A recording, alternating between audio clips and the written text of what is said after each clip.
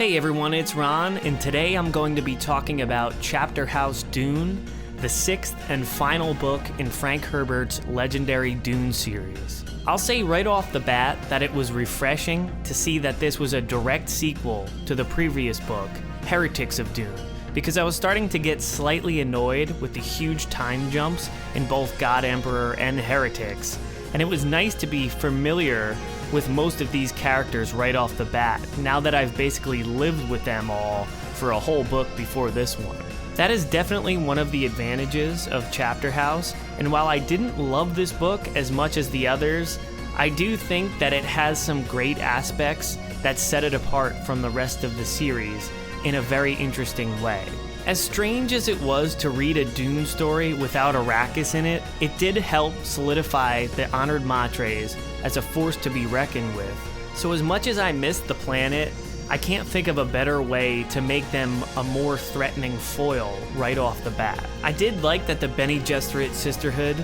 takes them seriously now and are basically on the run from them because we've never seen them on the defensive against a formidable enemy before. Sure, they were suppressed by the God Emperor, but he also didn't want to destroy them. So this raises the stakes of the story, which I appreciated. I enjoyed reading more of Darwi O'Drade, who is now Mother Superior, and she's tasked with the tough job of figuring out how to win the battle against the Honored Matres, who are destroying more planets and even take out the whole Bene Tleilax civilization. I was also happy to see Shiana having more of a substantial role in this, as she is in charge of turning Chapterhouse into another version of Dune, since they took a sandworm with them when they escaped Arrakis in Heretics. The addition of Scytale as the last face dancer was a welcome addition because, like I said in the previous review, he was one of my favorite characters in Dune Messiah. Keeping in tradition with the Duncan Idaho character, it was a nice parallel to do the same thing with Miles Tegg,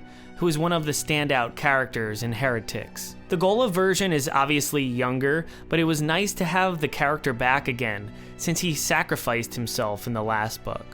Duncan is now with Marbella, who was also briefly in Heretics, and it was interesting to see her transition from an Honored Matre to a Bene Gesserit sister. Even with the advantage of previously being introduced to these characters in Heretics, some sections were still almost a chore to get through because, although I had a better understanding of these people, I still couldn't really connect with any of them, and that was a problem for me as I read this because although the plot was interesting, I still had a hard time connecting to these characters, and I couldn't get too attached to them as much as I tried to. It's almost as if they were Herbert's pawns to get his message across instead of being fully formed characters in their own right. I know most of his other books have characters like this as well, but I was still more interested in the characters from the first three books more, for whatever reason, and I guess it's just a matter of preference. I did like to see the progression of the Bene Gesserit when O'Drade realizes that maybe it wasn't the best idea for them to forbid love and hide their emotions so much, because it keeps them from being one note, and that is one of the strengths of the Dune series. Whether I love these characters or not, I do appreciate that Herbert didn't just tell the same story over and over, and I understand that the time jumps were necessary to show the progress of humanity. A good example of mixing it up even more is when Frank Herbert introduces the Jewish religion from our time period into his universe, when Lucilla escapes a Bene Gesserit planet that was destroyed and goes to Gamu, where she finds an underground group of them who help her keep the memories of that planet alive. I'm not sure what kind of messaging Herbert was going for with these sections of the book, but I always liked when his characters meet other religions or mention figures from our history, which reminds me that his universe evolved from our world, and it's thousands and thousands of years from our time period, where most of our ancient culture is lost, but tiny fragments of it peek through in the books. There are always a lot of characters in the Dune books, and not all of them interact with each other. And in Heretics, I wondered what would happen with Duncan and Shiana, so I enjoyed their partnership in this book.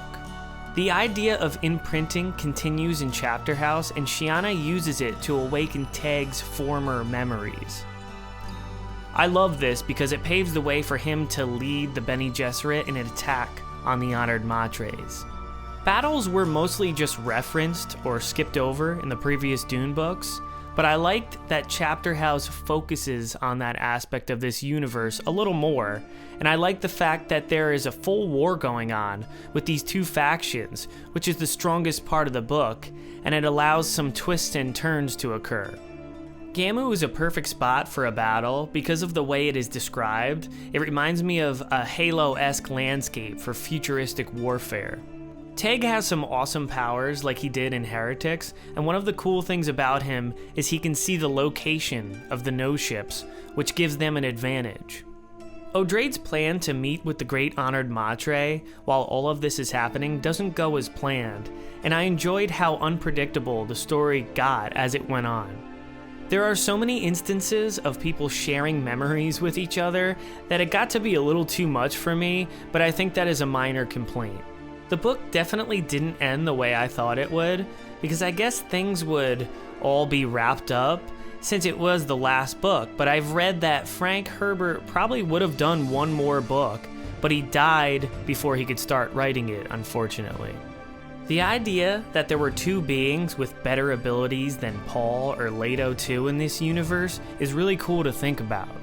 The last section with these two mysterious figures named Daniel and Marty at the end can be interpreted in many ways, and when I think about it more, I kinda like the idea that I don't have all the answers as a reader. Herbert gives just enough information about them to speculate who they are to keep fans of the series debating for years, but I do wonder what he would have done with them if he had lived to write a seventh book. I know that his son and Kevin J. Anderson did write 2 sequels to Chapterhouse, but I don't know if I want to ruin the mystery, especially if it wasn't what Herbert originally intended to do. Although Chapterhouse wasn't my favorite book of the series, there were a lot of aspects that I did end up enjoying, and I've spent a lot of time thinking about who Daniel and Marty are, and that question alone was worth the read and makes me want to read the series a second time through to see if maybe there are any hints that I didn't pick up on before. I started reading the first Dune book at the very beginning of 2020, and now I finally finished this series a year later, and I can definitely say it was well worth my time, and it also turned me on to reading more classic sci-fi. So thank you all for going on this ride with me, and I'll continue to cover more Dune-related books and comics, and obviously I'm looking forward to seeing the movie whenever it comes out. It is a very good time to be a Dune fan. Please be sure to like and subscribe if you're enjoying this content, and thank you for watching.